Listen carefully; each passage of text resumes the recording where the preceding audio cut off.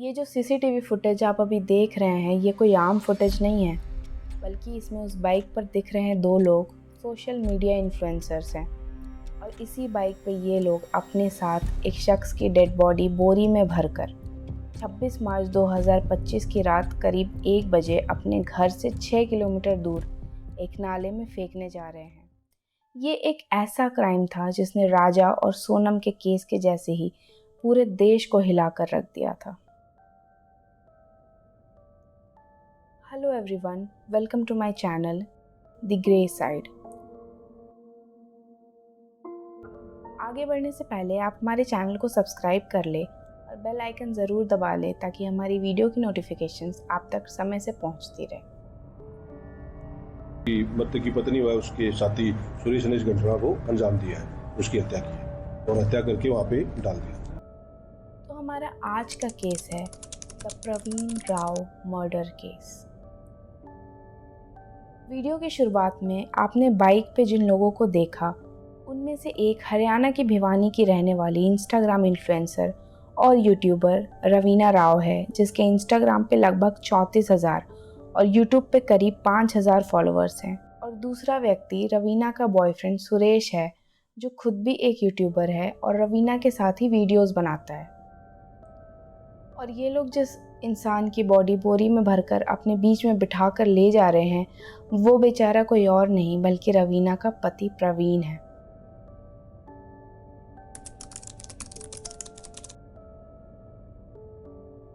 इस घटना से करीब 10 साल पहले प्रवीण और रवीना की एक अरेंज सेटअप में शादी हुई थी। प्रवीण एक ऑटो ड्राइवर था और रवीना भी हाउसवाइफ थी। दोनों अपनी शादी में काफ़ी खुश थे और शादी के 3 साल बाद रवीना ने एक बेटे को भी जन्म दिया। इनकी लाइफ बिल्कुल वैसी ही चल रही थी जैसी गांव में रहने वाली किसी भी एक नॉर्मल कपल की होती है। बेटे के होने के कुछ टाइम के बाद इनके घर में थोड़ी फाइनेंशियल दिक्कतें आने लगी, जिसमें अपने हस्बैंड को सपोर्ट करने के लिए रवीना ने भी सिलाई का काम स्टार्ट कर दिया। फिर 2 साल पहले रवीना को इंस्टाग्राम रील्स और यूट्यूब के बारे में पता चला कि इन पे वीडियोस डालने से लोग पैसे भी कमा सकते हैं। तो रवीना ने भी रील्स और यूट्यूब पे हरियाणवी ड्रामास डालने शुरू कर दिए। उसकी videos mostly comic, family related या डांस रिलेटेड होते थे। शुरुआत में इस बारे में प्रवीण को कुछ भी नहीं पता था, पर आस पड़ोस के लोग जो रवीना की वीडियोस देखने लगे थे उन्होंने प्रवीण को इस बारे में जानकारी दी। ये लोग एक ऐसी एरिया से आते थे जहां घर की महिलाओं का ऐसे वीडियोस बनाकर डालना पूरे तरीके से अनएक्सेप्टेबल था। तो प्रवीण को भी ये बात पसंद नहीं आई और वो रवीना को वीडियोस बनाने से मना करने लगा। इन चीज़ों की वजह से दोनों हस्बैंड वाइफ के बीच काफ़ी दूरियां बढ़ने लगी और रवीना ज़्यादातर टाइम अपने पेरेंट्स के घर रेवाड़ी में ही रहती थी। एक यूट्यूब वीडियो की शूट के दौरान ही रवीना और सुरेश की मुलाकात हुई थी। दोनों शुरुआत में बस अच्छे दोस्त थे। प्रवीण के मना करने पर रवीना ने वीडियोस बनाना बंद तो कर दिया था, लेकिन सुरेश ने रवीना को फिर से मोटिवेट किया अपना काम कंटिन्यू करने के लिए। इसी बीच सुरेश और रवीना एक दूसरे से ज़्यादा क्लोज होने लगे और इनकी दोस्ती भी प्यार में बदल गई। इस रिलेशनशिप के शुरू होने के कुछ टाइम के बाद ही प्रवीण और उसके फैमिली वालों को रवीना और सुरेश के बीच चल रहे अफेयर के बारे में भनक लग गई थी और इस धोखे की वजह से दोनों पति पत्नी के बीच काफ़ी झगड़े होने शुरू हो गए।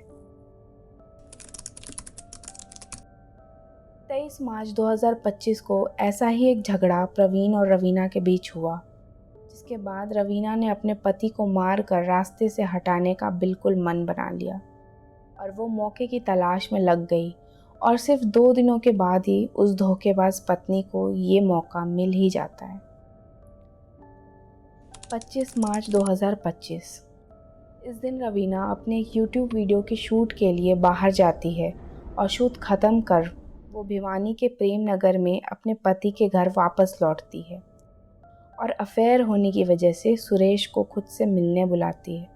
इसके बाद प्रवीण अचानक जब किसी काम से घर लौटता है तो देखता है कि जिस पत्नी को उसने इतना प्यार किया और जो उसके बच्चे की माँ है वो सुरेश के साथ उनके ही बेडरूम में इंटीमेट हो रही है।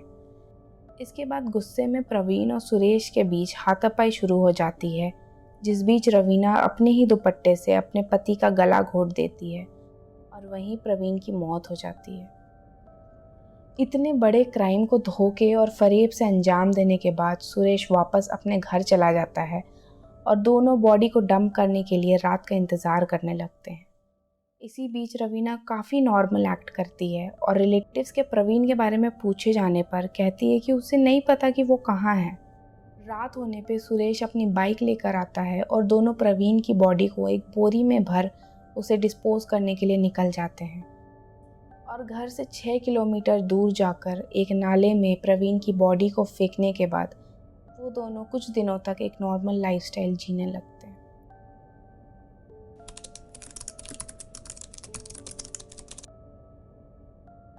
भिवानी पुलिस को इस क्राइम के करीब 3 दिनों के बाद एक नाले से प्रवीण की सड़ी हुई लाश मिलती है। पुलिस जब आसपास की सीसीटीवी फुटेज निकलवाती है तो उन्हें पता चलता है कि 26 मार्च की रात को 12:30 बजे एक बाइक पर 3 लोग जा रहे हैं, जिनमें से एक काफ़ी सस्पिशियस हालत में बीच में बैठा है।